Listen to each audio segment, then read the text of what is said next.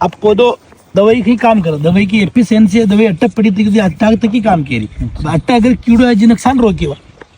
यही दवाई अगर वो अट्टा पड़ी होती, अट्टे ने डिस्टेंस कवर कर लेती, अट्टे ने भी कवर कर लेती, तो कहीं होती कि दवाई काम करती था। टाइम पे छटे को ना सही समय को प्रयोग करी को ना, ये जदी ता डोला बनाया, जदी भाई खेत तैयार हो गयो, जदी ताने छांटनी ही दवाई પછી डोला हाडना इन्हें 19 न बीजो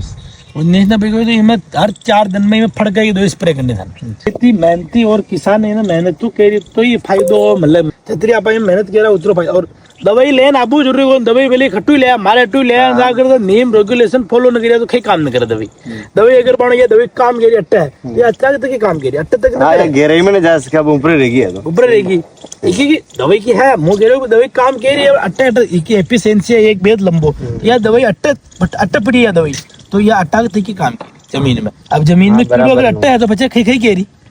बनाम न करे, इलावा दवाई अगर घुल मुल जाती कहीं खेत में घुल जाती डोला पे